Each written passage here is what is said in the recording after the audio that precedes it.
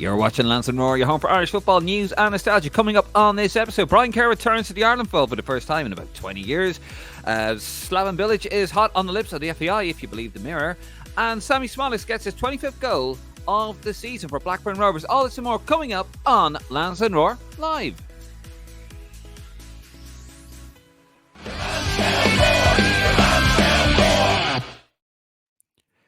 David Dunn here, joined by Martin Prendergast. As always, if you like what you hear, love what you see, hit that subscribe button, scan that QR code, head over to our Facebook, Instagram, and our Twitter. Martin, how are you doing? Another Sunday, another live episode of Lansdowne Roar. Oh, and actually, before you, don't you dare speak. You just hold that thought for a second. We are the voice of the fans, so we want to hear from you. If there's anything you want to talk about, we will get to your comments. Have your say, leave a comment, get involved. We will get to that on the back of the show. It could be anything we're talking about in this, or it could be just something completely off the top of your mind. However, the question I am going to ask, as this is kind of a new thing we're doing at the top of the show, and the question is, are you happy with Brian Kerr's return?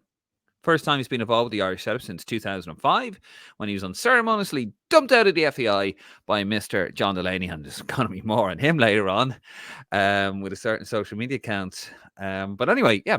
What do you think? Are you happy with Brian Kerr's return? Let us know in the comments. Get involved. Have your say. Martin, you may speak. Thanks, Dave. Yeah, great to be on again. And yeah, thanks everyone as well. Just want to give a shout out on behalf of myself and Dave and Nick. We do really appreciate your support of the show. We're trying to grow the numbers, of course. And yeah, your interaction and on all our Twitter and Facebook posts is very much appreciated. As we've always said, we all have opinions. And we want to hear yours as well. And we don't always agree, but if it's in good jest and a bit of fun, that's what it's about. We do consider ourselves the voice of the fans, where you get to have a say. No, I had a great Friday night. Thanks, Dave, as well. It was our Risk London charity quiz night in aid of the North London Hospice. And again, thanks to support as well from people from the pods, from the podcast and support of Lansdowne Roar, the Raw faithful. Yeah, it was a really good night. We raised £3,200, so that's a bit of sterling there in for you. From a quiz night is absolutely fantastic. So thank you to all our sponsors and for people for supporting that. I know you were a no-show, Dave, but you did contribute in your own special way with helping me with the posters. I had a lot of people come up to me and say, "Oh, where's Evan Ferguson? Because he's on the poster." And I said, "Oh, sorry to let you down. No Evan Ferguson tonight, and we've also got Lansdowne Raw on the poster." And there's no Dave as well. So, I don't know who they were more disappointed that wasn't there, Dave. To be honest. About me. I do apologise to my fans for not being, I wasn't very well. Actually, I still haven't been quite well last few days. But thank you very much, Martin, for asking. But yeah, no, I was genuinely sorry to miss it. I really was. Thanks, Martin. Jesus, like sticking a knife in early. Actually, speaking of early, we do have a comment here from Nuri Nurik. To start off show, and the reason why I'm going to mention it now is one for your social media watch. Jim, 777 now might be John Delaney's Twitter burner account. Follows all the JD Party accounts, slags off Kerr journalists and League of Ireland fans. We'll get to that later on. Yeah, spoiler alert. But yes, do keep your comments coming in, guys. Have your say. Get involved. That's what we do. Right, Martin, shall we start with we'll start with Oibig, will we? We get to the Oibig, see how our lads got on over the weekend. Right, no, Nick. I'll use my dulcet tones this week. Here we are. So Caoimhín Gallagher with a clean sheet for Liverpool in our 1-0 win over Nottingham Forest. A very fair. Very fair. I just want to credit the fine officiating of the Premier League officials for that particular match. I am sick and tired of people having to go officials, Martin. We need to applaud the fine officiating in the English Premier League. I just have to say that right now. I will not hear anything bad about those wonderful match officials. Fantastic job. Anyway. I just want to get this right then. So you're quite happy with a former Republic of Ireland player who's now a coach at Nottingham Forest being red carded. That you're happy with that. That's what you're most happy about. That's the officiating you're talking about? No, I'm actually even happy that Caoimhín Gallagher, our current Ireland goalkeeper, he's going to start for us in March, and he should, by the way. Got a clean sheet, and by the way, what a phenomenal save he pulled off. I'll tell you what, right? I've been giving Caoimhín Gallagher a little bit of stick, not too much, but I think my points have been warranted. But yeah, the more he's played, the better he's looked. He has really grown into that role, hasn't he? You don't miss Allison. Allison's a great goalkeeper, don't get me wrong, but he's been phenomenal, hasn't he? Yeah, he's a very he's a fantastic goalkeeper, isn't he? He is so much better than Bazunu. Yeah, no, really good. So no, I'm a Bazunu fan, to be fair, but I know you are, but I do. Yeah, I know. I'm very happy with how he's playing. We need our players to be getting lots of game time as well. And so it's good. I mean, look, it was exciting today as well. The Manchester derby, there was no Irish involvement, but couldn't even hold on to a 1-0 lead. Pathetic, terrible team. Anyway, but I just want yet again, I just want to congratulate the fine officiating at the FA Premier League. Sammie Szmodics got another goal for Blackburn Rovers in a 1-2 loss to Swansea City. That is his 25th goal of the season. Sammie Szmodics. We're hoping John O'Shea will get him in the squad. No messing about. Sinclair Armstrong with another goal for QPR in a 2-1 win over Leicester City. Cousin Will got 2 assists for Southampton, a 4-3 win over Birmingham City. Bosun Lowell, I think I'm saying it right. Lowell. Yeah. Lowell. 2 goals for Fleetwood Crack, as Nick likes to say, in a 4-2 win over Wigan. Gavin Kilkenny got a goal and assist for Fleetwood Crack as well in that 4-2 win over Wigan. Dan Casey got a goal from Motherwell.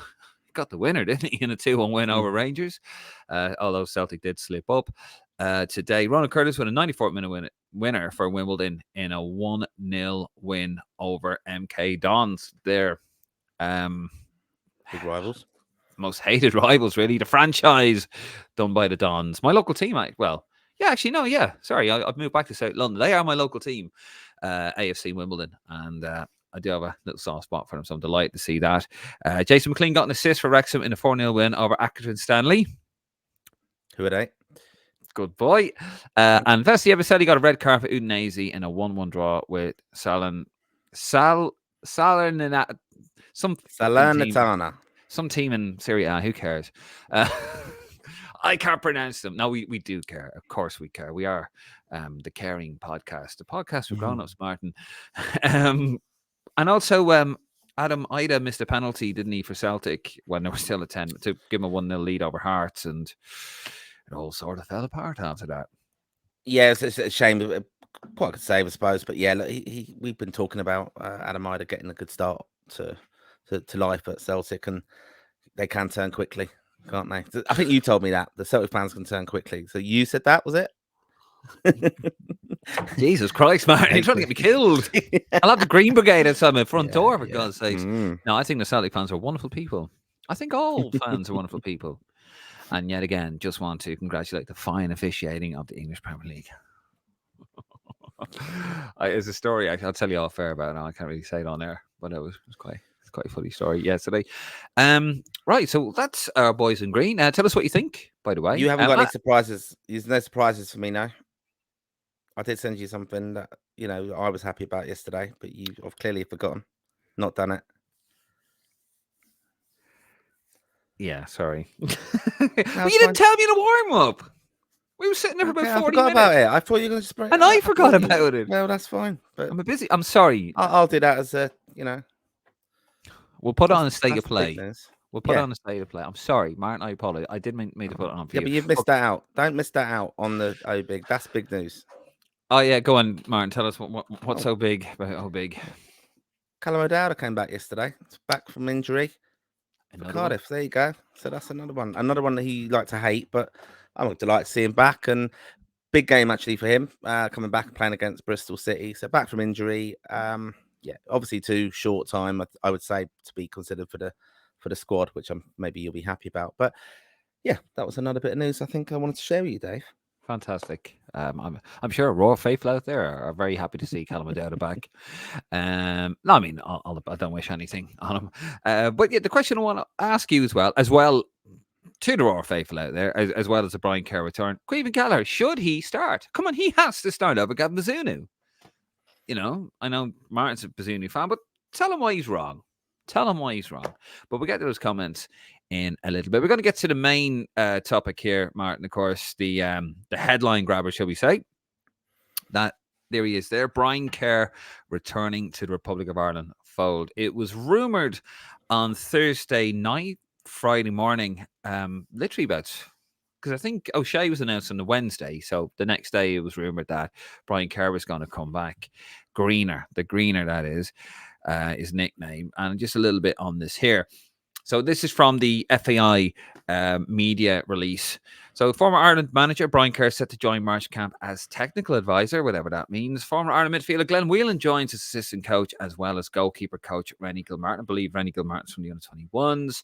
Martin Doyle comes up from the under-21s as Damien Doyle and Stephen Rice continue their roles for the March camp. Now, there was a press conference supposed to be on Friday, but that was postponed due to inclement weather. A little bit more on Brian Kerr. He was on Virgin Media. Of course, he's been on Virgin Media. I'm sure you haven't missed him whinging about Stephen Kenny. Just some of the highlights of his interview. Really surprised to be asked. Not really clear on what his role is yet. More than happy to do whatever John asks, even if it includes picking up the old bibs and skips. But feels he has the knowledge to help John. Never lost the passion for the game or the national team. And it's an opportunity to impart some of his experience onto John. And the most important thing he feels is to win games. Let's try and get the promising results that we need. And he feels that he might be able to help the future manager put things back in order of being competitive. He was asked about the relationship, if he needed to build a relationship with the fans. And he says there's no building needed because the fans supported Stephen Kenny, which, to be fair, I think is true, because the fans never really turned on Stephen Kenny.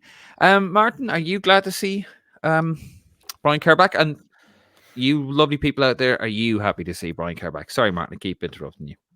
That's fine. Thanks, Dave.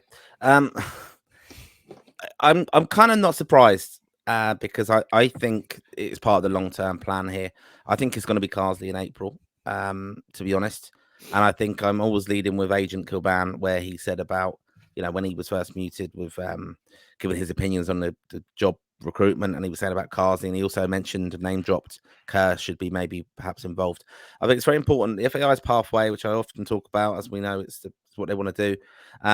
They want someone who's a little bit of a figurehead, who's going to have that link to the League of Ireland. And I think actually Kerr offers that, rather than perhaps Lee Carsley or even John O'Shea if he was the main manager full time. I think Kerr offers that little link of he's on the ground in Ireland. I think the manager, if it's O'Shea, would be coming in and out. So would Carsley as well, watching players. But I think Kerr gives that kind of link to Ireland, to be honest. So I can understand why it's there. And I do actually. We've seen obviously some of the comments coming in and things like that. I think John O'Shea is going to be part of the future of Irish football anyway, in a senior level. Whether he's the main manager or not, I think this we've spoke about in the last episode, where I think this is a little bit of an audition for him. It will depend if Carsley is going to be the man taking the job in April, but I think it's all set up in the background. The backroom staff, Glenn Whelan, Gilmartin, all them people coming in. I think they need to kind of they're the ones that they've got in place, and that's what they're going to have. And whether it's O'Shea or Carsley, I think it's going to be either of them as the main man. And O'Shea will be assistant if it is Carsley coming in. I think back to the original question, Kerr, I think it just, that seniority thing, it gives a little bit of reassurance probably to the League of Ireland that, and also that the manager doesn't have to kind of be so involved in the politics of that, in a sense. Let Kerr have that and deal with it. I mean, I'd imagine it's John O'Shea's, because he said he was surprised. I'd imagine it's John O'Shea's idea. Do you think that is a nod?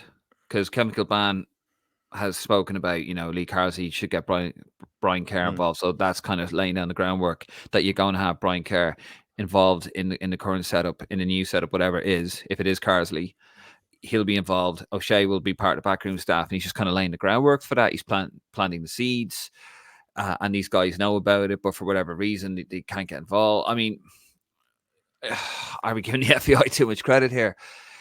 I think it's a good political move from the FAI, though, because burned bridges previously with Kerr, and he's moaned about the association since, and this is the new FAI, we're told. Noel Mooney spoke to you many moons ago, didn't he? And he said, that he'd reached out to Brian Kerr to get him involved. I think it's quite a good move. Noel Mooney, what he said to me was, it was a headline in the Irish Independent. and it was actually on Lansdowne Roar, was that maybe the bitterness has become too much for Brian Kerr, because he was quite bitter on Virgin Media. Me personally, look, I suppose for Brian Kerr, I'm happy for. Okay, I'm very happy for him. I don't think he did wonders with the youth sides. As Ireland senior manager, I think he didn't do a very good job, in my opinion. And I know a lot of people don't agree with that.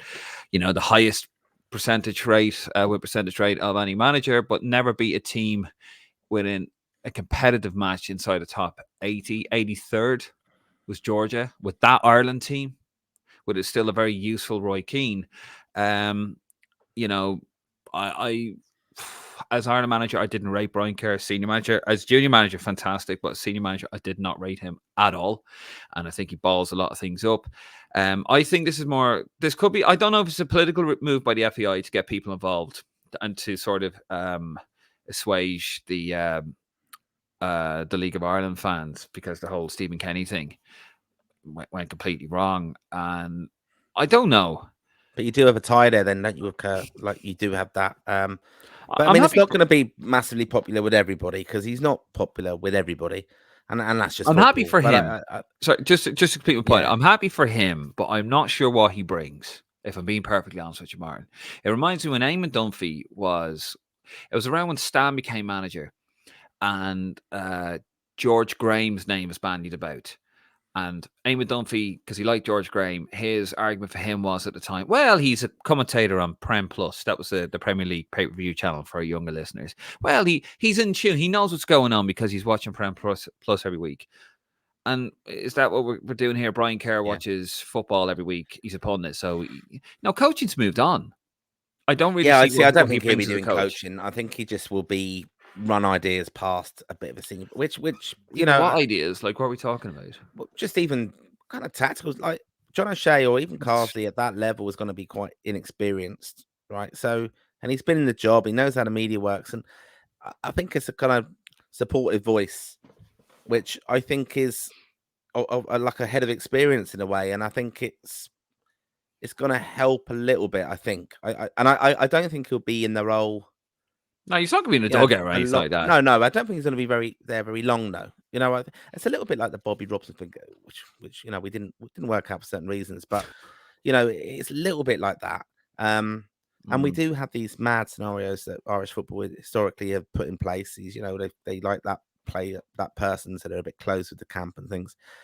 I don't think he's going to be actually too massively involved. I think it's a little bit of a PR thing of this League of Ireland thing. I think that's a massive thing, because you're trying to engage with all the different stakeholders and supporter bases within Ireland, and I think that might get support with him. Like even John O'Shea, it's actually been quite nice. You're seeing some of the comments from people in Waterford and stuff are saying, like from the football clubs he was with and stuff, are saying, it's really proud day for us because he's come through from Waterford, and what he's done, and even for family, friends and things are saying it's a great opportunity for him. So it's quite nice like that. It's very Irish, I would say. Yeah, look, as I said, I hold no ill will, I suppose, to him. If it squares the circle, if it gets him back, if it kind of brings him back in and it sort of heals an old wound, then you know what? Why not? What's the harm? To be honest with you, but from going forward, I'm not sure. I think what Brian Kerr offered from a technical director point of view, I do think, by the way, he should have been involved. And the way he went out, I agree with him not being Ireland manager. I agree with him not having his contract renewed, because people forget how that campaign finished. It was a damn squib. It was dreadful, and he lost the players. He did lose the players. But he should have been involved in some aspect, and he wasn't, and that was John Delaney's fault. No, Mooney tried to get him back in, but then I don't know why. What his issue? It was a John Delaney thing, though. That's what, like, people saying I was too late now coming back, and it in a way is, but he's still been involved and interested in Irish football, and he's been a pundit and things like that. I know it didn't work out for him going to Faroe Islands, and he's not been involved in club football anywhere else. But I think it's just. Yeah, I think it's not the worst move in the world. It's not going to be lots and lots of money, I wouldn't imagine.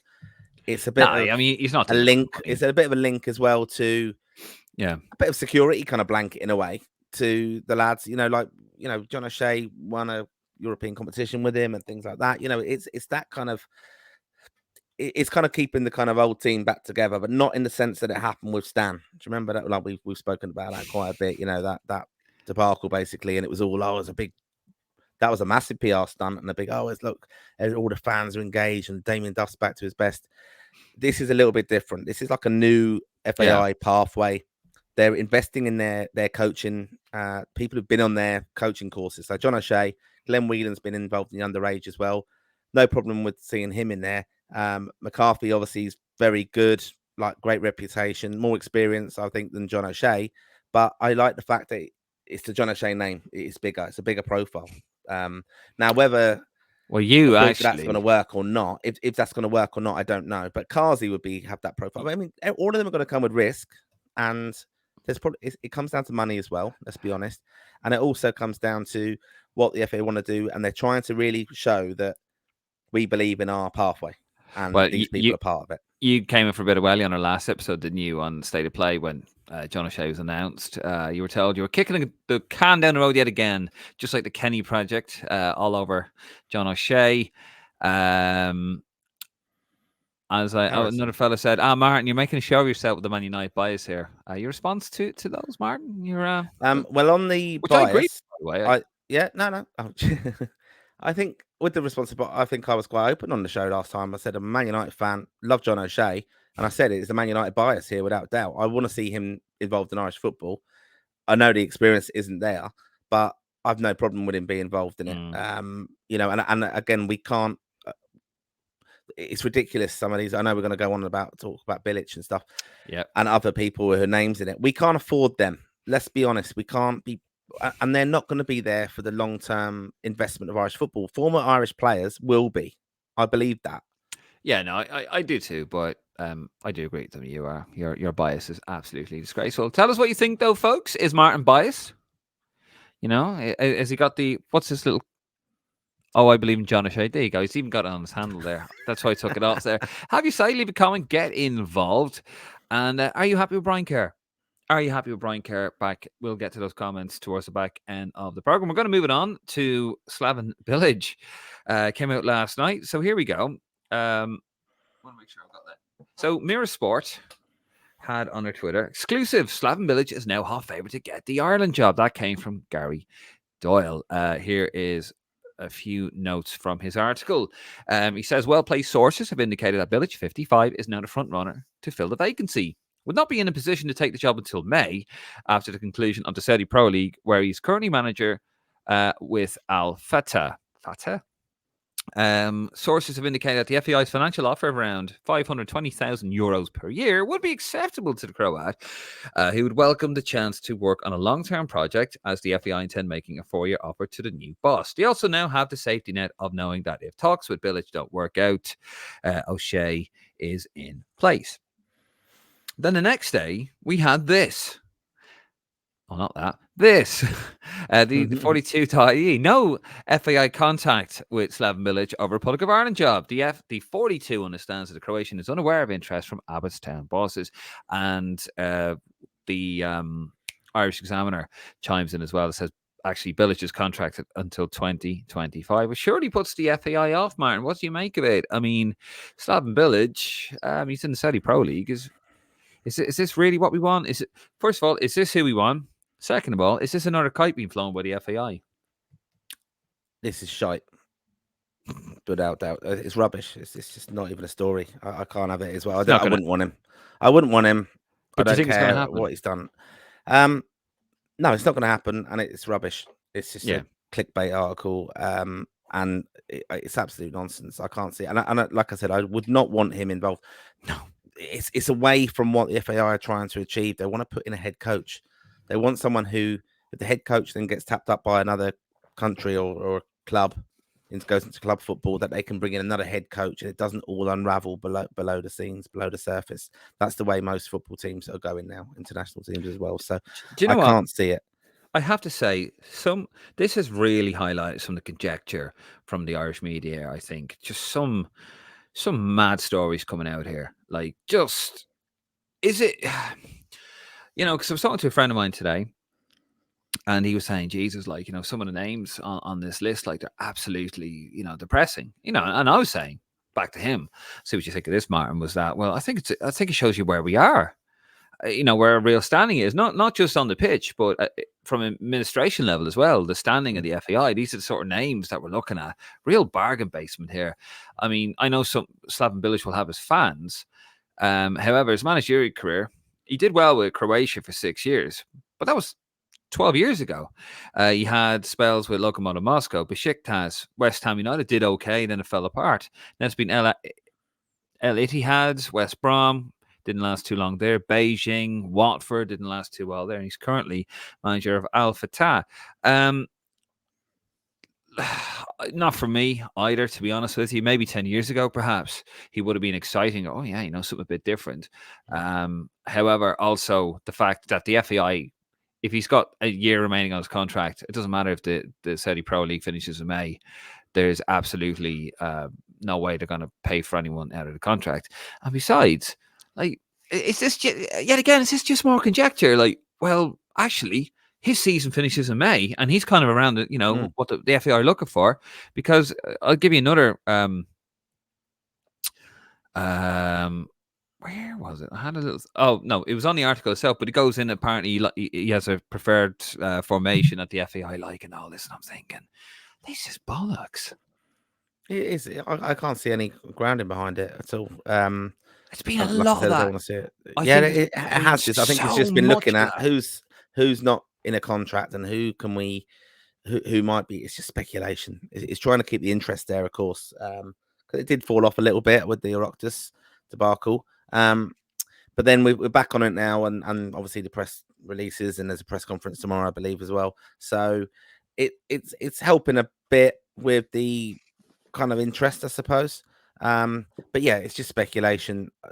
They must be very close to knowing who they want when they're saying April. I know that we've had the kind of thing, it's going to be February and things, but this is the FAI we're dealing with. Everything never happens.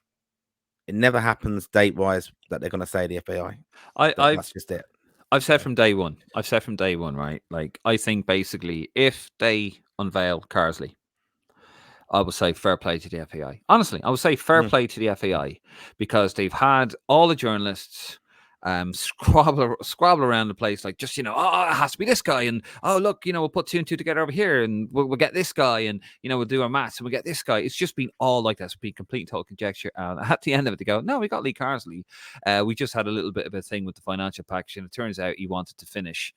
He just wanted to have his the under-21s, because he's a professional, and he's very grateful for what they've done for him, and he wants to make, if it goes wrong, he wants to go back.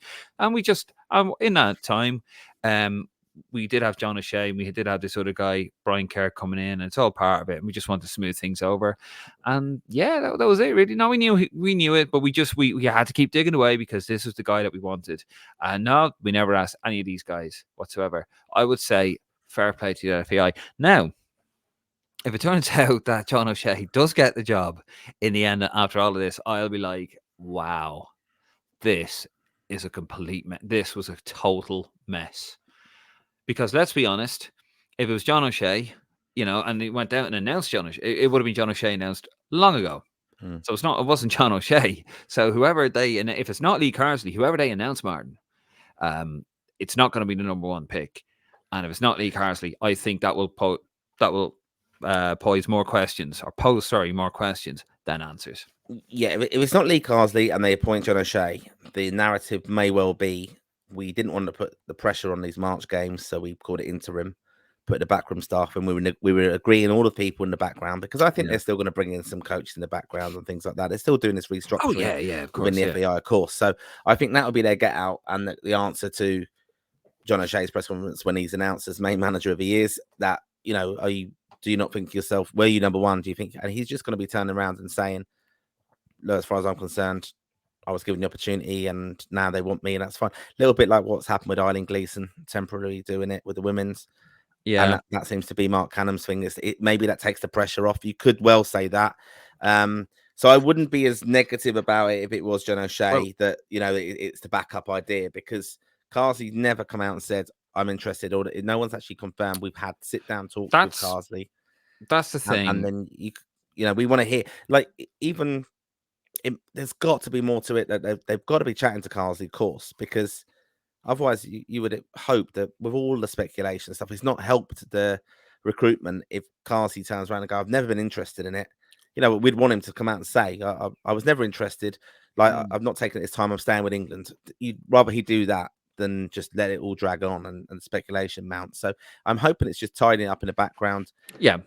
And that's the way it's going to be. And I think it will be Carsley. But I think John O'Shea is, I think you said it the last time, I think the plan could be then John O'Shea would come in after. I mean, you've got to remember, even thinking back to Germany, Joachim Low, didn't he? He came in after Klinsmann, wasn't it? Was it Klinsmann? Yep, Klinsmann was for that World Cup. 2006 World Cup in Germany. And basically, it was Klinsmann, just to sort, because German football was in a state after Euro 2000 and World Cup 2002. And then basically, he came in to sort of unify the team. And then Yogi Low took it over and took it and won the World Cup with them eventually. I mean, it's been reported in the media that it's all temporary. John O'Shea's been told, under no circumstances are you getting this job on a full-time basis. But then, of course, it's the same media said Lee Carsley was wrapped up. Then Neil Lennon had it wrapped up. Then Chris Coleman had it wrapped up. Now Slaven Bilic has it wrapped up. It's just, it's complete. No, I tell you what, I think it's shown how the pressure I think certain journalists are under to deliver a headline, being perfectly honest with you. It would have been very interesting if Ireland hadn't got England in the Nations League, because now the narrative from the ticket sales and buy season tickets is see England, come and see England. Now, that's what commercially the FAI were hoping for in the Nations League draw, and they got that. So that has helped sell the tickets. Your only chance is to really have a season ticket. So that's kind of what I would see is also something I think we have to find relevant with this. They've not panicked and gone, we're going to bring a big name in. And, they could have drip fed lots of speculation of Roy Keane and things to sell the season tickets, basically. And that's why they might drip fed it out. But, it's been kind of well managed in some respects. It's only well managed if you come out with Lee Carr. I am going to reserve my judgment on the FAI's performance on this with the outcome. With the end result. If they come out with Lee Carsley, it doesn't bother me that they had to have an interim manager. It honestly doesn't bother me, because look, things aren't straightforward. There's the money issue, there's the trust issue. Lee Carsley was part of the bad old days with John Delaney, all that stuff. There's a lot of water going under that bridge. And then, he wants to make sure this is his first senior role since the reinvention of Lee Carsley, since he went off to Barcelona, Man City, and he completely reinvented himself as a contemporary coach. So I get all that, and it doesn't bother me if we have John O'Shea. We got the feel good factor back with Brian Kerr. Not as big as fan, but I'm all for it, whatever. But I will reserve my judgment till the end of it, really. And if they had come out with Lee Carsley at the end of all this, I'll go, yeah, grand, lovely, fair play. It was worth. And then, of course, the weight will put more weight, so to speak, on the shoulders of Lee Carsley. We're going to move on from this. The March fixtures.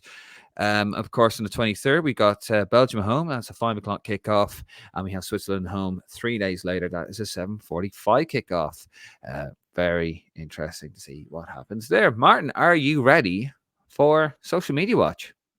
Yes, I am, Dave. Yes, we are. Hold on, let me play my little graphic.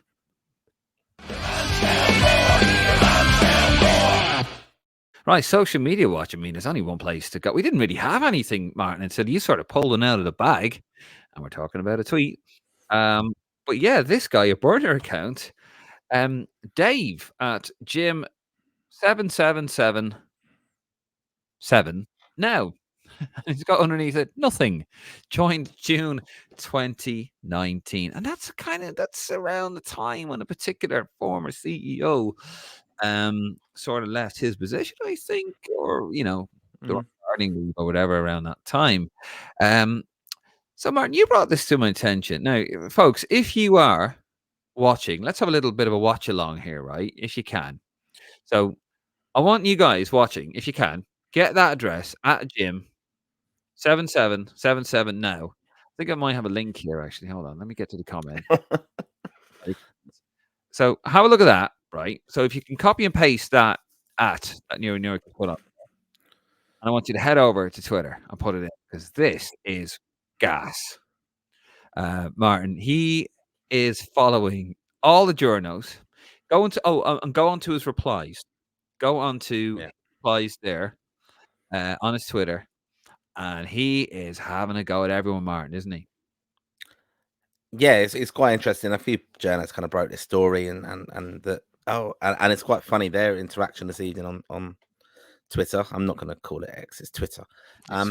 It is that they're saying I'm honoured or I'm outraged. I haven't got a reply, and basically the narrative is that they think that it's John Delaney. He follows all the parody John Delaney accounts, which are actually quite entertaining. To be fair. And then, but like digging out journalists, digging out Kerr, digging out people. Kerr comment. So Mark McCadden writes his comment on Kerr coming back. Brian Kerr's comeback is another nail in the coffin of the John Delaney era, even if it comes as the FAI falls back into the Delaney era style crisis. But it's an opportunity that cannot be wasted. And Dave, maybe John, response, bringing back a bitter 70-year-old man who slagged Kenny off and has not worked in football for years. If he's so great, why has he not got a serious role in football for 20 years? I mean, to be fair, that's a legitimate question. And then, of course, everyone's just in the responses, pictures of John Delaney. And even somebody has James Bond. Hi, John. Cut out, John. There's a tennis ball. Shut up, John. I think any more ice sculptures made, John? I mean, here's one. I mean, he's going after Gary Doyle, who broke the Slaven Bilic one there, and it's actually him breaking the story on Twitter. And here's, well-placed source who told me Bilic is the leading contender. And Dave responds, nonsense as always from you. Alan Crawley, delighted to see Brian involved in the new setup. An absolute travesty. He hasn't been involved in some capacity for so long. Dave responds, off your head, Alan. He never qualified with some of our best players. We finished below Israel. He was let go by the Pharaohs after Pats as technical advisor. His analysis of Kenny was that of a bitter old man. He calls Daniel McDonnell a mouthpiece for the FAI, official mouthpiece. He calls Gavin Cooney a clown. Literally just clown. He goes, Ronan Coleman. I'm not sure who Ronan Coleman is. He responds to him, I'm tired of your nonsense, Coleman. I shared the Kilban article about the FEI a little bit under John Delaney, and that was on the 3rd of February. And Dave responds, more Kilban nonsense. So I'm not sure if he's following me or whatever. He's having a go at Kieran Crowley at the FAI, the communications director. And by the way, he's a good guy. He says, he's having a go at him. He's Joe Brolly. Just on Kieran Crowley, just offer our congratulations on his engagement from Lansdowne. Roy got engaged the other day. Good to see. Oh, I didn't know. No, congratulations. No, fair play. No. Give us some lanyards. There you go. He's not going to give them to us now, John. John. Not going to kill us too now, Martin. Go on, Martin. Rip off your mask. You are John Delaney. But yeah, like this is just crazy. And he's really having a go again at. I mean, he goes back to June. He's having a go at names though in journalist circles, Irish football, and some big probably high profile kind of supporters who are involved in kind of supporters clubs, I suppose, or why big, who, let's be honest, have been a lot anti Delaney for a long time and things, and so it's quite funny how that's why it's kind of been kind of looked at and saw as this is why it could be him. I think enemies of the state. I mean, we didn't we cover last week Michael Beale. Because it's not uncommon. Burner accounts are brilliant. Yeah, I mean, Michael Beale, the sacked Sunderland manager and former Rangers manager, he had a burner account that went back to, well, allegedly, but it was an account where he was defending, but this account was defending Michael Beale, player direct. Oh, the Sunderland fans are toxic. Michael Beale's a great young manager, and they traced the account back to Michael Beale. Yeah. So it does happen. It does happen. It does happen, yeah. John Delaney, I think he follows me on LinkedIn, actually. Just saying. But have a look there anyway. I'm going to be keeping an eye on this account. So if you're watching, Dave, keep it up. This is good. This is interesting. This is the sort of content we need, Martin, isn't it, on Lansdowne Roar Live? It is funny, and do follow it and do watch it, because it's gonna have legs, this one, I think. I think so too. Does he follow me yet? Hold on. Does he? No. He only follows 42 people, and those 42 people are RT News, Neville Southall randomly. He's not an Everton fan, is he, John? No, Man United fan. Jared Gilroy, Elon Musk, John Duggan, sports broadcaster, George Best lookalike. Yeah, I know him. Didn't he go on the lash? Was it one where he went on the lash with him or something? No, he's a good lad. Yeah, no, of course. Gareth Bale, he follows Jonathan Hill, Claudine Kane, Leah Varadkar, Noel Mooney. We like Noel, by the way. The Times, Noel Hunt, Philip Quinn, John Green, all these second captains. Dan McDonald, Tony O'Donoghue, George Hamilton, not John Delaney, John Baptist FAI. Yeah, which actually I'm following all of those right now as I go through this. Why big? Actually. Richard Sadler. Oh, I don't know. Stephen Bergen. I'm not sure who's Stephen Bergen. He follows me. Just a fan, I suppose. I hope I haven't offended somebody there. I don't even know date is half the time. But anyway, yeah. So that is that account there at Jim7777. Now. Right. Yeah. Martin, are you ready for the comments? I am, yeah, of course, yeah. Super stuff. Declan Strannon on our Facebook. How you doing, Declan? McShane and Reynolds to be brought on to John's back room. Yeah, not heard about it. I will try and find out about this. Because McShane is at Man United, isn't he? Give him a text. I can't at this time. No, you can't now, can you? No. But yeah, no, I will try and find out a bit about that. You better. You're supposed to be a broadcast journalist. Earn that. Earn that lanyard. Joseph Lennon. How you doing, Joseph?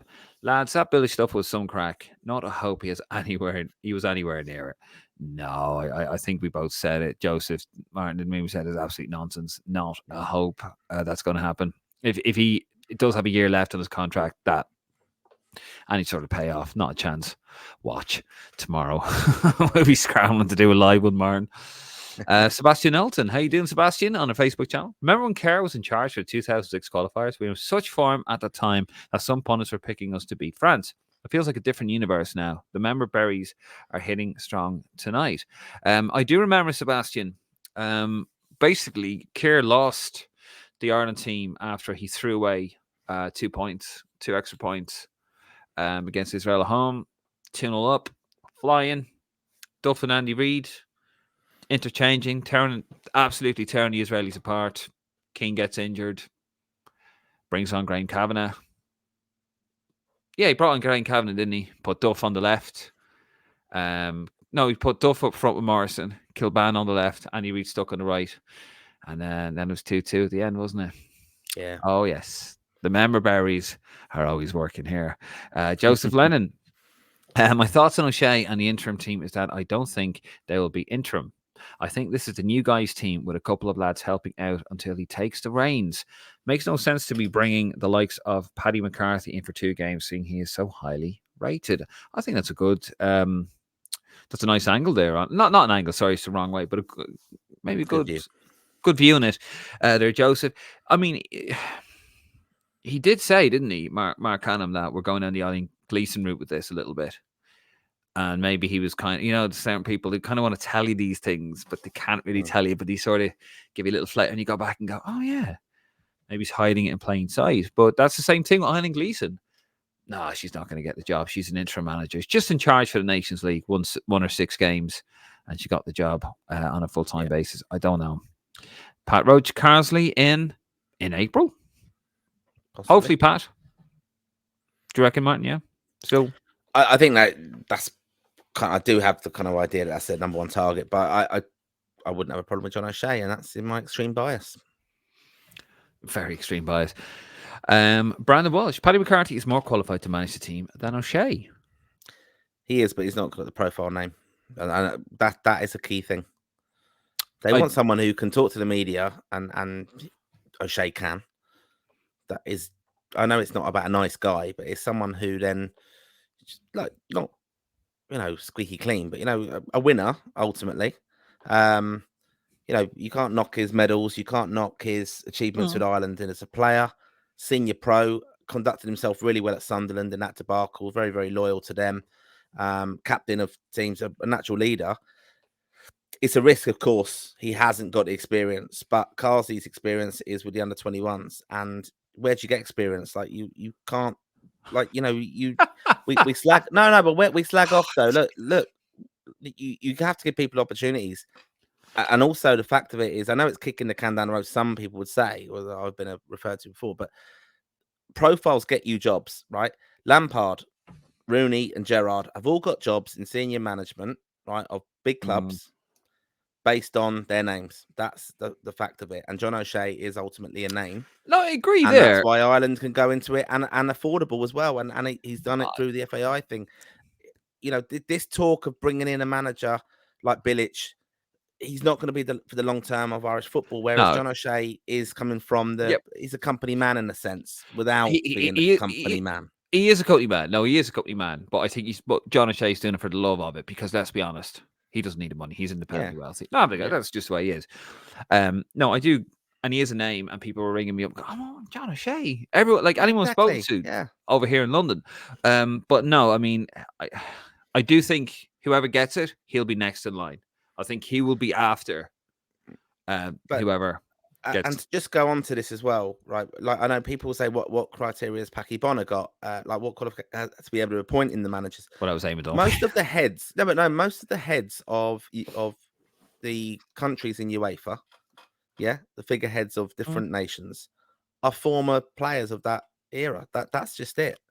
That's how it happens. You go and become like Eto'o, I think. Is he not is it Cameroon? He's the head of them. They're multimillionaires now, a lot of them, right? But they're doing it for the investment of football and probably to keep their profile as well. But they're on that. I was going to say gravy train, but for some of them it would be. Yeah. They're all former players for internationally and quite famous and household names, and that's just how it is in football. It's a small world, and that's just how it is. Martin's mate, Paki Bonner. Hold on, where is it? There we go. No, there you go. There we go. Oh God, you're so transparent, aren't you? We can see right through you, Prendergast. Right through. Oh, I love John O'Shea. I love John O'Shea. Oh, John O'Shea for Ireland. Oh, I love Paki Bonner. You're so. I don't even know I do a podcast with you sometimes. Oh God, do you see what I have to work with, folks? Like, he's so biased. I said the other day. What was it you said the other day? Oh, John O'Shea. I said I would have Anthony Barry over John O'Shea. No. I'll tell you. You take a bullet for John O'Shea, wouldn't you? You fucking would. Yeah, I would. It's just Irish though. That's what they want to do. I don't think we could just complicate things so much. Oh yeah, well, that's just going to happen. If they unveil John O'Shea after all of this, if they went with him from the get-go, you go, all right, fair enough. It's a punt, but I get it. But after all of this, all this convoluted stuff, and it's John O'Shea, that will cause problems. No, it wouldn't. It would. And the other thing, like, we're just disillusional. Serious. Like deluded. Sorry, that's the word. Right.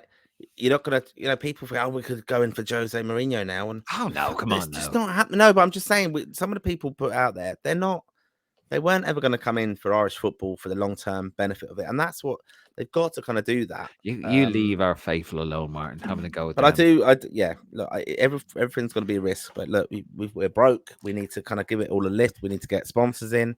Give it to John O'Shea. It's a profile. It's a profile. Like, you're not going to have. You'll have no. What I'm saying is, like, he's getting angry. You're getting angry, man. What I'm saying is that like, even the support of pundits, former teammates, and stuff, I think they'll give benefit to him as a former teammate and name, rather than even Kenny, because I don't think probably a lot of them rated Kenny, to be very honest. Whereas I think they'll know that this is part of a project. I'll be accused of it's kicking it down the road, but we've got to be realistic. Like, I don't know what people really want. I know we put that out there before. Like, we'll put out there to the viewers now. Who do you actually want? Who we can get? Lee Carsley is the one. Yeah, he is one. Yeah. But O'Shea is definitely coming to the equation. All right. I said it when he was tarred with the Kenny thing. It will be a massive risk, but he'll take the job. And okay, we'll see. But yeah, did you see actually? And hopefully he does what Alex Ferguson did at Scotland when he dropped Hansen, right? Pissed off Kenny Dalglish, and hopefully he does that with Kelleher. Piss off Liverpool fans. No, I'm joking. Well, of course we could play the Man United. Bring in Roy. Bring in Roy. Yeah. Well, he definitely played Keller being a Cork lad. Did you see, actually, speaking of Cork lads, Damon Delaney came out when Stephen Kenny said that there was some snobbery from certain sections of the media, ex-players. And somebody said to Damon Delaney, oh, do you reckon he was talking about you? Oh, no, I didn't have any snobbery towards Stephen Kenny. And I thought you were delusional, Martin. Jesus. Right. Let's move it on. Richard Joyce. Kelleher should start, Brian. Kelleher should start. Brian Kerr should have been an interim manager, not John O'Shea. The man's only in management a wet week. Seems pointless having him in the interim role. Kerr would be a much better choice, says Richard Joyce. I mean, he hasn't managed for nearly 20 years, to be fair. I think, what was it, 08? 07 when he was involved at the Pharaohs, and he was director of football, I think, after. Well, that's what John says on on Twitter anyway. But an interesting take. Kerr's return would massively piss off John Delaney. That alone is worth it. Agreed. Definitely agreed. David Kennedy, do we not remember Kerr in charge? It was a disaster, afraid to win games. Yep, alluding to that 1-1 in Tel Aviv and a 2-2 at home to Lansdowne, in Lansdowne Road. If we had won those two games against Israel, by the way, we would have actually qualified. We would have won the group. Yeah, just putting that out there. Richard Joyce, what do you think of Slaven Bilic, the new favourite? I think he'd be a great choice. Stands out from the rest of who's come and gone in this build-up to a new manager. I don't think it's going to happen, Richard. I don't know, Martin, you said it won't either. I don't know. I think it's a little... I would have liked Slaven Bilic about 8 to 10 years ago. For me, I think he would have been exciting, but I think now he's a busted flush. When you look at the teams he's managed, Al Fatah, Watford for a wet week, Beijing, Guan, West Bromwich Albion, and then Al Ittihad before that. Like, he doesn't really scream, success at you, does he? That's just my take on it. Anyway, Conor Murray, is the Kerr move a PR stunt, bringing him back to the FAI way too late in the day? Back around 2006, he should have been involved with the underage sides. I agree with you there, Cormac. Yeah, I think he's 71 now. Happy birthday to Brian Kerr. I think he's 71 today. You kind of think, how much energy can he have? I'm not having a go, not being ageist. Let's be realistic here.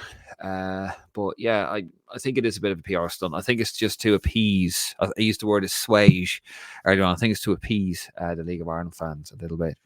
And Cormac Murray again, didn't McAteer slate Kerr? Said he had no major respect for him. Didn't rate him back in 2005. McAteer, in talking to an opinion, he's had too much to say at times. Martin, you love Jason McAteer, don't you? I'm enjoying listening to Jason McAteer's stories on Under the Kosh podcast. We're very well worth a listen. We've heard it all before, of course, some of it, but very divisive character, I think. I would dare to say, yeah, it was good. But I would, we've had a lot of players over the years score memorable goals for Ireland. I think I've said this on the podcast before, and they kind of do live off it a little bit. Had a good career, Jason McAteer, but he calls things out, and I think sometimes he forgets how he behaved and what he did and things. And yeah, not always brilliant. He stuck his toothbrush. He stuck John Aldridge's toothbrush up his arse. That's according to Jason McAteer. Yes, no, I did. Yeah, that is a story. Yeah, horrific story. I mean, Under the Kosh is brilliant, right? But yeah, and that's tame, actually. Yeah. I can see why. I see Roy Keane had a point. Yeah, I mean that just used to mess around, but I like it. I actually just think of Jason McAteer in the fact that he was one of the ones who didn't he go to Roy Keane's room in 2002 to say goodbye. We borrowed a DVD off him or something. That was a funny story, but that's on the second part. It's Under the Kosh. There's going to be a bit more about Roy Keane and stuff. I will look forward to that one. Colin McSubna, what about the Twitter account, lads? That might be somebody who was previously employed with the FAI Court of Neil. I think we've gone beyond that, Colin. Yeah, John Delaney. We all think it's a John Delaney border account. Dave McGuinness, how you doing, David? Well placed well-placed sources. Jesus, how desperate are these guys for headline? Alluding to Gary Doyle and Amira. And Slaven Bilic, I have to agree there. And he continues, Bilic complete baloney. Yeah, I think it's just a lot of it, David, is literally, it's conjecture. It's all conjecture. No one knows.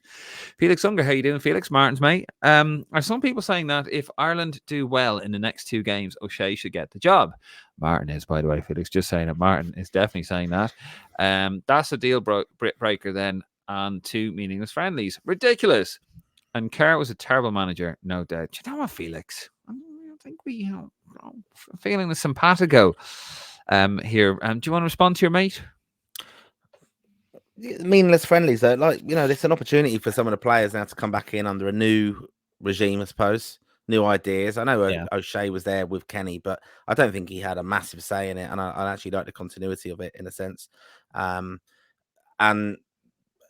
I don't think they're meaningless, though, are they? Like, we need to perform in these and get decent results to get the fans back on board. And there'll be a lot of worry going into the June games and then the qualification, well, the Nations League games, especially in September, the first one with England.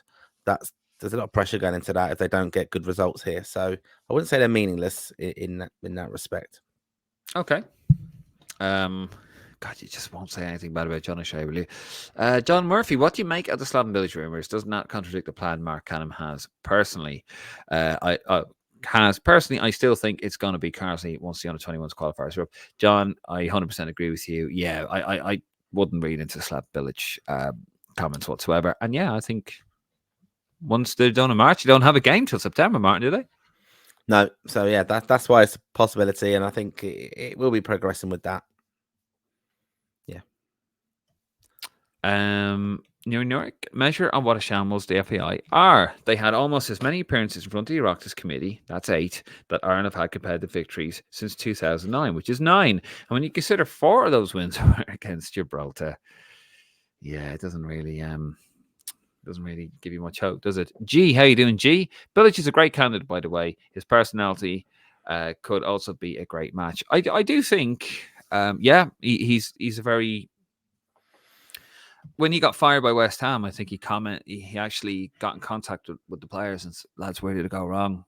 What did I do wrong? He blamed it on himself. He's like, what helped me grow? He's that kind of, he's very, he's a different character, isn't he? Like he's quite a character, I should say. Because normally managers sort of like Martin O'Neill, when they get in contact with former players, they call them tossers, don't they? just ask Matt Doherty. Yeah. That's what he did. He actually rang Matt Doherty and called Matt Doherty a tosser several times before hanging up. Nurick, Ronan Coleman is a you boys in green bigwig. Okay, so that's one of the accounts that Dave follows on Twitter. That would make perfect sense, actually. And of course, it wouldn't be a Sunday night without this man here, Kieran Boyle in sunny Florida. Lads, if we had a proper jersey manufacturer like Adidas or Nike or even Puma, the jerseys would be flying out the door and the FAI would have more money to spend on a decent manager. The story was short-sighted. Look at the amount of teams trying to get out of their deals. Look good, play good. Hashtag away to Jay's with the story. Hashtag we want Adidas or Nike. Well put, Kieran, of course. Adidas. Stephen Ring, how you doing, Stephen? On YouTube. I know I'm in the minority, but I'm still not blown away by Carsley. Yes, he was a great servant to the country, but he's only ever managed 18 senior games. The squad he had with England was exceptional. I think that's a fair point, Stephen.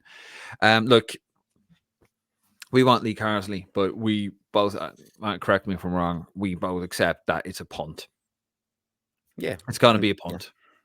Yeah. And I think that's where we are. FAI money-wise, it's going to be a punt. Richard Joyce, Jesus, how can you not have a problem with O'Shea? The man has no experience as a manager. He has a Steve Staunton job, pissing in the wind, giving him the job. Martin? It's a punt, as you just said. Even with Carsley, they're affordable, and that's where we are. That's where we fall into. They don't want to go down the route of Big Sam. Anyone of that ilk, basically. Big John instead, yeah. They're not gonna go with it. They're not gonna be there for the pathway, long-term investment. And I know that it's kicking it down the road. They've got someone in. That's got to be Martin, hasn't it? Well, there'll be someone. I just think, why are we deluded? Like, why are we? It's not kicking it down Martin, the road if you're putting in place a qualification campaign 4 years. Like kicking the 4 can years. down the road yet again, just like the Kenny. It's a project. The next tournament isn't a priority. He's a gentleman. Heard it all before. This is Solskjaer written all over it. A friendly win against a team who are third gear, and the usual sort will be out demanding he's given a job permanently. Interim means interim. Carsley is the future. Also, there will be numerous managers available in the summer at the end of domestic seasons and the Euros. That's what you said to you, Martin. Just wanted to remind you. Yeah, it's fine. But I know what you said, but it's fine. I've no problem with that. We want interaction. Thank you to everyone for their comments so far. But at the same time, Martin, anyone coming in here is a risk with this young team.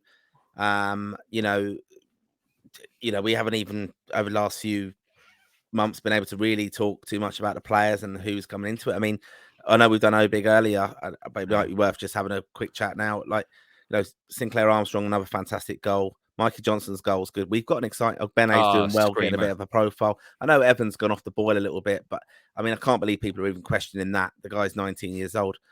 That is an exciting group of players coming in, right? That you're coming in to manage, and it's going to take them time. It's not going to be a new manager, Steve Bruce or Bilic coming in there. It's still working with those players, but you've got to have the background stuff all sorted, and you've got to try and do your best to motivate them and get them in an organized system. And yeah, O'Shea won't be massively experienced with that.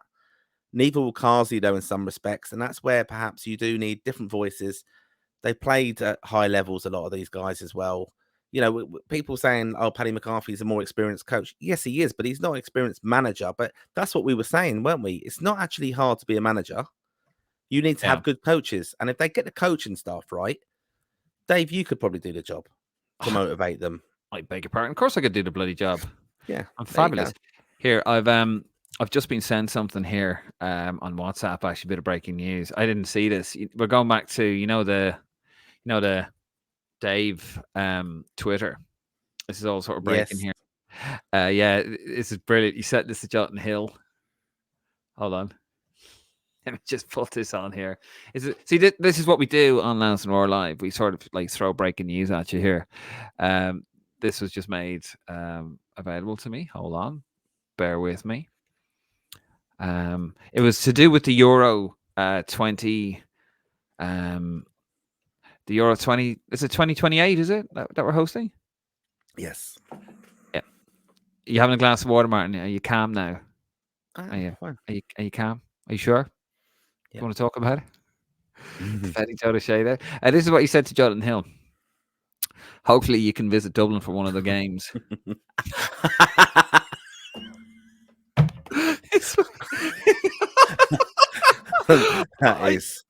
I hope it is him. Martin, I need this to be John Delaney. I need this now in my life. This has to be John Delaney. Thank you. That is so good.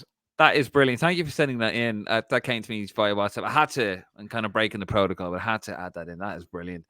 Let me try and find. That is so good. It is brilliant. That is so good. Yeah. Archduke actually comments on. It's kind of made my day, that, to be fair. This coming up. I hope you go to Dublin. Oh, amazing. Archduke 8199. I wonder if Dave is watching in tonight, lads. And the emojis are the best bits. Oh my God, I love it. Thank God you found that. Okay, Martin. Nuri Nurik. Only way John O'Shea would get the Ireland job permanently is if his Ireland beat Belgium and Switzerland. Seriously doubt that will happen. John Buckley. Barring disastrous results for Belgium and Switzerland, it will be John O'Shea. I think so too. I think as long as he doesn't get hiding, he'll be the backup plan. Sebastian Knowlton. I just remember that Kerr was given the job ahead of Peter Reid, Brian Robson, and Philip Troussier. I wonder if any of them would like a crack now. I wouldn't touch any of them with a barge pole, to be honest with you, Sebastian. Just time is gone. I remember Peter Reid actually wanted to he was going to get an Irish passport just to prove his Irishness, being a Scouser called Reid. Did you ever get your Irish passport, Martin? Stephen Ring. My 2002. My Irish passport. I didn't know this, right? But when I went to the World Cup in 2002, right, I will tell this story again on another show. But when I went to 2002 World Cup, I'd been on a stag do to where was it? Ennis about a week and a half before. It was actually the time of the friendlies, and the team was setting off. So it was before Saipan, and we ran into the team and stuff. But like Roy Keane has signed my passport. I had nothing to get signed, but I was remember talking to Matt Holland in WH Smith's, and I was kind of hungover, and I thought I'm gonna get their autographs and stuff. And I go, I'm going off to the World Cup. I'll see you in a few weeks, whatever. And but I got it all signed, not realizing that if you deface a passport, it makes it void. Void. So when I was going for traveling there, I had to kind of say, "Oh, it's my little brother did that. I don't have a little brother." Wow. Anymore, no. But yeah, that was it. Yeah. My passport was signed by Roy Keane. So Roy Keane did go to the World Cup. Is that what makes you an honorary Irishman? Is it that he signed you? That's it. Yeah. Fair enough. That's a good story, actually. Do you know the thread of? I love this. Because the Aviva Stadium is in the Irish passport. Did you know that on one of the pages? Is it? Yes. I don't sit. Listen, Martin. Right? I have an Irish and there's passport. horses in it, and then there's the no. But do you know the thread on the middle of it of the kind of binding? It's, the thread. I thought you meant Fred. Like, who's Fred? The thread. Not the Brazilian thread. The thread. Thread. Yeah. The thread, that is green, white, and orange. You need to look at these know things. that. You don't.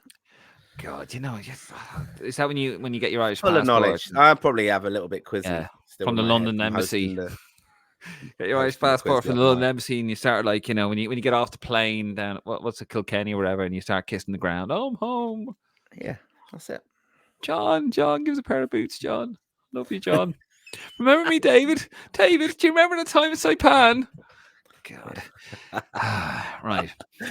We're moving on. Who are you talking to? Who did you message recently? I messaged Mark Lawrenson, and he responded. And he responded. And as well. Do you remember when I stalked you? Remember when I stalked you around Gibraltar, Jim? That was Jim Beglin. I stalked Jim Beglin. Get it right. Yeah. I'll never forget that when. Sorry, I'm just trying to. I'm going to send you. Sorry, can you put up that other comment a minute ago with the wanker bit, so I can just send this to you on WhatsApp? Change your name on my phone. Oh, no. No, that would. Right, come on. We had to get through this. It's going to be here all bloody day. They're waiting for us. There's more comments coming in. Keep them coming in, guys, until we get to the end.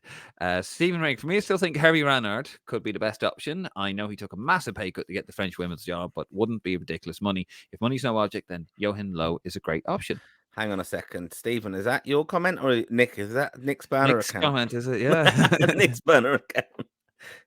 He's a fan of her. He is a fan of. He loves Harry Ranard. Yeah. Good shout. A few people good shout. Yeah. To be fair, Joking low though. Joking low. Wasn't he a bit itchy and scratchy and sniffy and smelly and sniffy of his crotch? Yes, he was. Welcome to Ireland. I mean, he's fitting perfectly in Ireland. Let's be honest. Richard Choice. Good performance against Belgium and Switzerland will get John O'Shea the job. Then I hope we lose both by 8 goals each. Don't want to see any of the Kenny era around the Ireland team. No to John O'Shea. John O'Shea. Involved in 10 games, John O'Shea. Just to say. How many of those did we win? I don't even know the stats of that, but the 10 games is what he was involved in. And that was the end, wasn't it?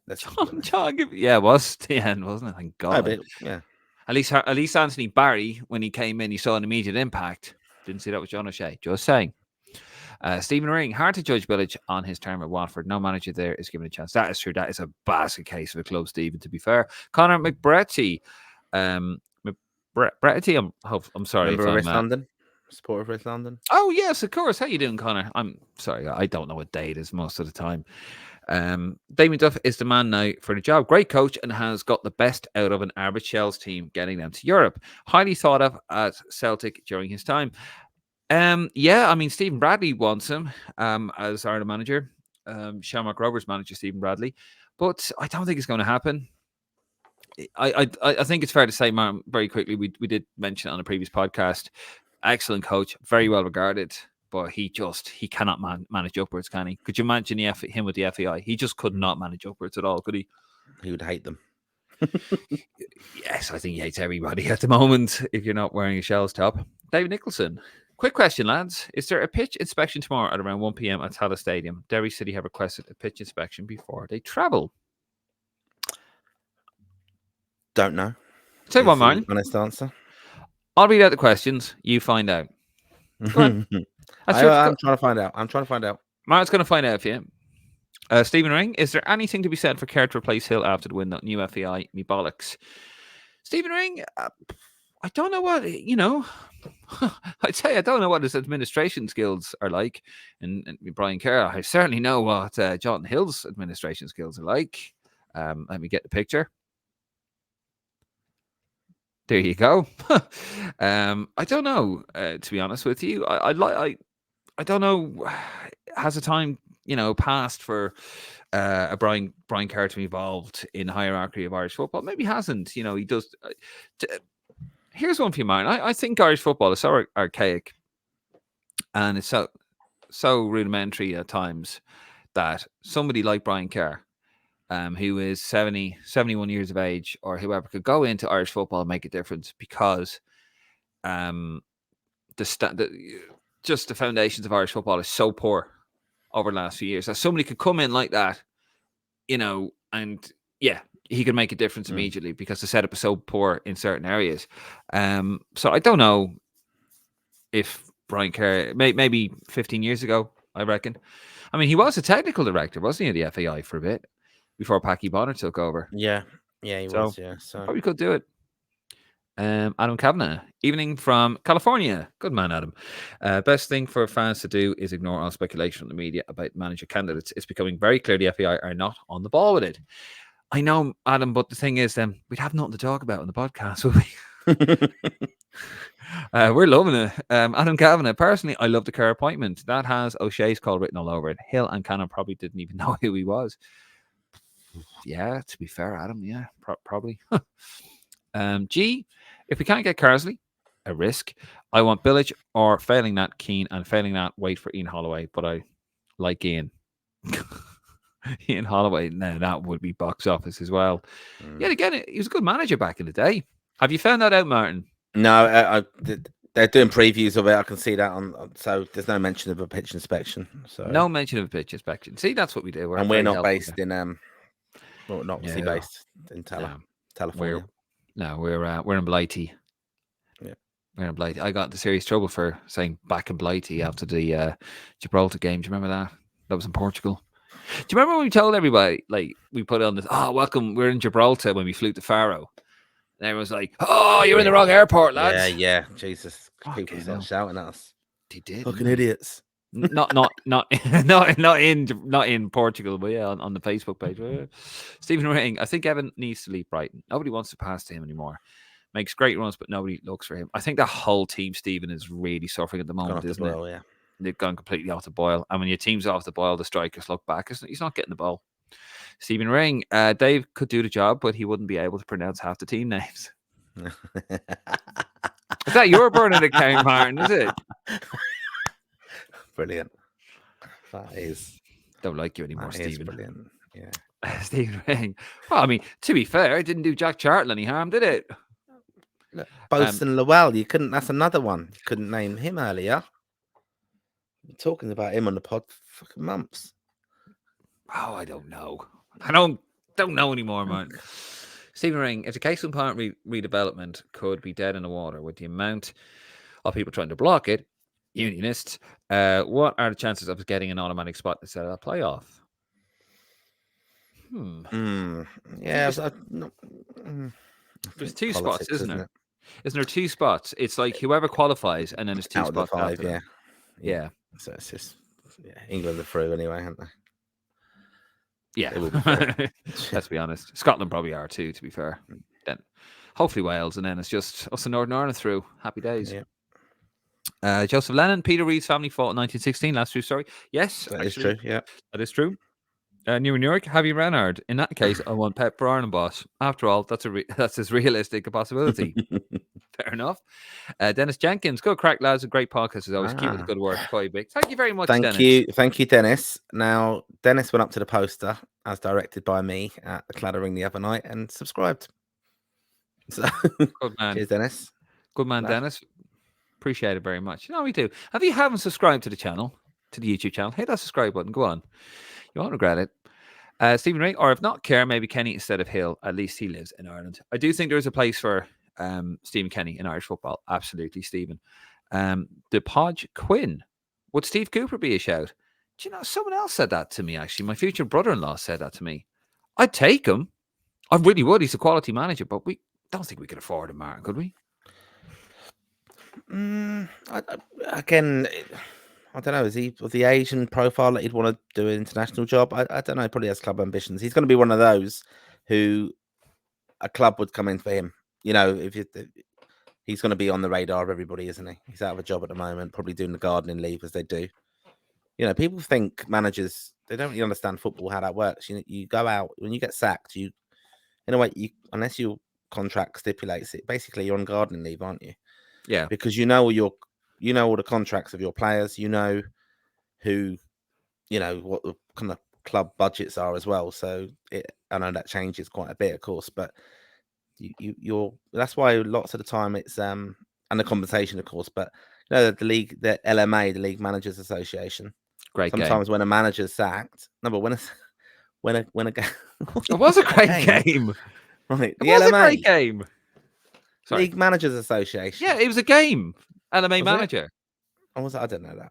Anyway. Were you not a gamer? Yeah. Yeah. You never played LMA manager? Football manager and things like that. Championship manager. No, LMA manager. You could build your own stadium. And, it was brilliant. Yeah. Sorry, go on anyway. Yeah. But the LMA. Kickoff. Do you remember Kickoff? I do. I remember Kevin Keegan's. Commodore 64? Commodore Amiga, was it? Yeah, it was Amiga and then it was Commodore 64. Yeah, brilliant. There was a Man United game. Brilliant. Man United in Europe. Lord rest him. Brilliant game. Man United in Europe. It was great, actually. Yeah. Really good game. Yeah. Do you know what we've gone off on tangent on this. We have indeed, but we'll come to the end of the comments. That was fantastic, though. The kickoff was really good. Kickoff 2 was really good. Sensible soccer. Sensible soccer. The first FIFA, though. come out. First FIFA blew the whole thing open. Yeah. Do you remember Football Manager on the Commodore 64? And then you had Football Manager 2. Yes. It was from like 83 Football Manager. And then we got Football Manager 2. And I remember like buying Ronnie Whelan, but you couldn't save the thing because you had to put the tape in the tape thing, and you had to get a blank tape to save it. And it took about 4 hours. Yeah. And you see it. And it had all the man. Drive the discs. No. I had the disc thing with the Commodore. That was nuts. Oh no, we had the tape. We got it. We got it in Pete's on Parnell Street, the old shop there, and we got the Terminator 2 Judgment Day pack. And I remember, we should have got a Mega Drive actually. We got that. They were great. Them football games were brilliant. Then, they were shite compared to now, of course, but like they were brilliant. Do you know what? Were they though? Yeah, they were more enjoyable. They were. That's what I'm saying. Yeah, like the realism took it away a bit, didn't it? I remember spending hours editing names. And the news. Oh, and the Man United game. I made Ireland. Editing names and editing players. You could put yourself into it. Brilliant. Yeah. And Ray McNamara, Emlyn Hughes International Soccer in the C64 for the win. If we're going to stay in this tangent. It's a bit of a tangent. I tell you what, right? I do love the old computer games from the day. The Commodore 64 games are phenomenal. But FIFA blew the doors wide open. FIFA 95 as well. I'm going to bring us off on a tangent, and now we will have to do a chat about Sabutio, right? Okay, we will have to. I do. And then there's been some but do you remember Super Cup Tomy Super Cup thing with the little kind of twiddly dial things, and the players moved up and down, and the ball was like tiny. You can get it now, right? You can't get new ones now, but you can buy the conditioned. You can buy them on eBay, something like 150 quid. Don't remember something that used to cost like a tenner. Sabutio. Brilliant. Oh yeah, Sabutio. I still got that. Yeah. I for a Christmas present, I got the Italia 90 pack where you got where Gary Lineker scores against us in Cagliari or Calgary, whatever way you pronounce it. Yeah. And then basically he's running the ball into the net, and Chris Morris makes like that. Trying to kill him. Yeah, and I got that for Christmas. Christmas 1990, and actually I rebought. I actually it's moved with me to East London and back down to South London where I live now. Road to World Cup 98, Dennis Jenkins. Yes, very good because you had to qualify, didn't you? Yeah, with Ireland. Yeah. I didn't lose. I wasn't 10 points behind Romania in that one. We could go on here. I love all the old football matches. You know, I actually won the World Cup. It was the Road to World Cup. It was coming to the end of my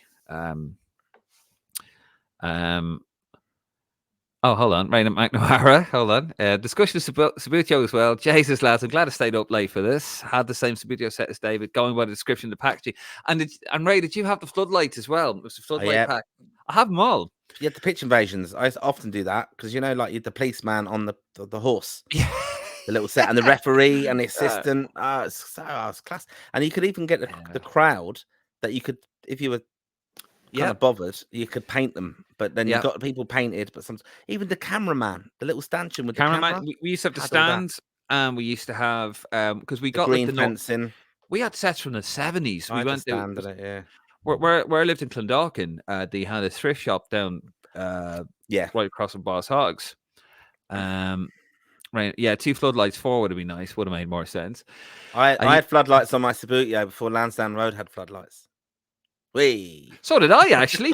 That's true. Yeah, we did. 93, was it? Yeah. I remember we had the sitting room, and then it was great. And I remember actually playing with the floodlights in the room with the lights off. It was phenomenal. Waiting them with the batteries. They were like, "Give me the batteries." I was a murder weapon. Yeah, actually, hold on. Hold on a second, right? Wait, I bought this. I'll chat away with Hold on. I'll just be nostalgic on my own. Jesus, we don't know what you're going to buy now and bring back. But no, I'm going to just talk obviously to the viewers and try and hold this shit show together. But the other one we had, I actually brought all the recent Ireland players because they're if you get the new ones now, the players, they've got long hair. Some of them, like it's a Stephen Hunt one. I remember the last Irish kit. I brought the 2012 team, and it has Stephen Hunt basically as one of the players with long hair. And yeah, they're not as good now, the figures, because they actually pop out of the holding bit in the middle. Here, really, have a look at this. Speed. Oh, yeah.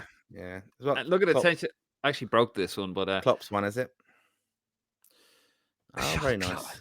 European Cup. 6 of those, Martin. Yeah. But and the World Cup was. It used to be the World Cup used to be. It was the Jules Rimet one. You didn't get the other one. I don't know if they ever made the other one. The other one is the Jules Rimet as well, isn't it? I think that must have been a really old one. Because I think they brought they're both called Jules Rimet. I believe, it could be wrong, and that was brought in 74. Anyway, we could talk. Maybe that's a podcast. We have to chat. We are having to have this chat because I'm going to get all. Yeah. I went to I remember going to Jersey right in 1990, and it like getting spoiled and buying we would have 2 weeks during the World Cup actually, and buying all the different teams. And I played obviously Holland and Ireland in the groups and things like that. And then it was just such a great game. But I went to a car boot sale, and there was all the 1982 teams, and they used to have like more than just the 11. So I've still got them. I've got the Italian 90 Ireland players. I tell you what, we will the do Italian 90 ball. Do you remember that? Oh, the tango. It had the little fella on it. Ciao. Oh yeah, brilliant. I've got that somewhere. I had that as well. Well, we're going to get through the last. We will do an episode that we'll be here all day, but I'm going to do a final. Going to go through the last few comments, and then we are going to wrap this up. G doubles down on his Ian Holloway. Ian plays good football and is a great character. He would give it his all. Yet again, maybe 10 years ago, he was a decent manager. He did a very good job. David Nicholson, thanks for that. Thanks, lads, for that. You're very welcome, David. Thank you for your support.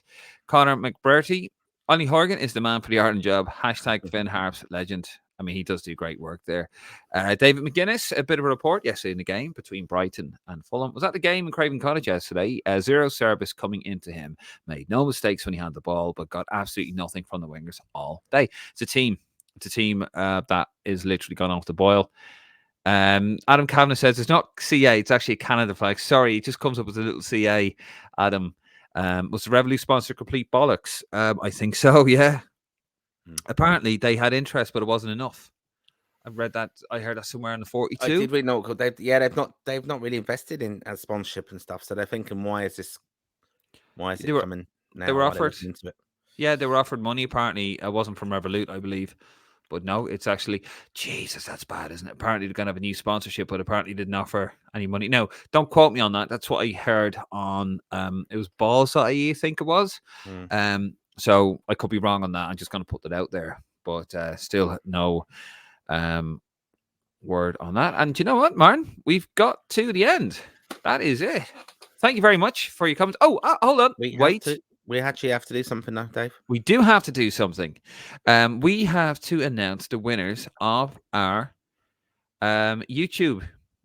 Did I do a poster for that? Is it? I don't have a poster for it, but it's a signed picture of. Here we go. So we did the competition. We did the draw before we went on air for the winner of the Shay Given and Packy Bonner posters. We got 2 to give away. So our winners, if you're watching. Number 1 was Gavin Clark. Congratulations to you, Gavin. And the other is Connor Hackett. So it's Gavin Clark and Connor Hackett. And thank you very much for subscribing to the YouTube channel. We're going to give them about a week to respond. And if you don't get in touch, then we'll do the draw again. Because we want to give these away, Martin. These are fantastic prizes. 2 legends there, especially at Donegal. Packy Bonner and Shay Given. So congratulations to those. We're going to put a post up and we're going to try and get in touch with Gavin Clark and Connor Hackett. Congratulations to you both. Thank you for your support. Martin, we're going to leave it there. Thank you for coming on. Thank you for watching. We really do appreciate it. We love your support. We would be nothing without you. If you haven't already, guys, please hit the subscribe button. Share the love. We are trying to grow the YouTube channel. We do have some exciting projects coming down the line. Also, we're going through the Green Machine, Lansdowne Roar archive. We've just re-released the Terry Phelan interview. If you haven't seen that already, it's just been on there. We released it yesterday. Some great feedback on that. Great interview that Martin and Nick did a while back. Terry's a good man. Tells a great story playing under Jack, how he almost didn't play for Ireland because he thought Vinnie Jones was winding him up. It's all on there. It's a fantastic interview. We will be back during the week with State of Play. Martin, you and I will be. I'm not sure when. Not sure when, because I'm off to Denmark on Tuesday. He's off to Denmark on Tuesday with Enfield Town. Enfield Town. Non-league European Trophy Hunt Phoenix Trophy. Very good idea. Hopefully they'll open. Well, Irish teams could consider going that in future, I think. So anyone who does follow Irish teams, non-league, for example, it's a good level and it's good. And they actually, it's the end of May is the semi-final stuff. Last year they played the finals in the San Siro. So this is going back to Copenhagen basically. I liked it there. So Sally Parkin. Right first. No, it's not. No, it's not there. It's on an Astro. It's on an Astro next to. There's no floodlights or anything.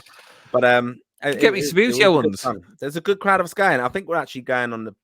It's a Ryanair. It's a flight. I think the team are going out on that one as well. But we'll have a good couple of nights. Well, I'm going for one night. I think the team are going for 2. But good fun and non-league fan-owned club. It's something that quite passionate about. So really looking forward to that. There you go. And I'll probably go back to the bar where many, many years ago, I was just there in Wrist London business, as a ticket collection. A young lad came up to me with love for me in his eyes. Here he came and he said, "Oh, I'm Dave." And I went, "Fuck off." I never heard from him again. So if anyone knows Dave, burner account, Dave. Do you remember what I was wearing on that particular day? I do remember. Yes, I was wearing an absolutely gorgeous shell suit. I probably should try and get the photograph somewhere, but too long. I was wearing a 1990 post Italian 90. Adidas shell jacket, absolutely gorgeous. But no, have fun. We will be back though with State of Play during the week at some point. It's a bit of a mad week, but hopefully we're going to get 2 or 3 episodes. If there is a new manager appointed, I doubt there will be. There is a press conference tomorrow in the Aviva. It was cancelled on Friday, so might have a little video about that if there's anything mad. But as always, when we have a new manager, we will be live. We will react to that, and hopefully we will be over in Dublin, giving you live coverage as well from the stadium, as we always do. Anyway, listen, thank you very much for watching. I'm David Dunn. He's Mark Prendergast. This has been Lansdowne Roar, and you lovely, lovely people have been absolutely beautiful. Good night. God bless. And that's 11 o'clock, so sleep tight.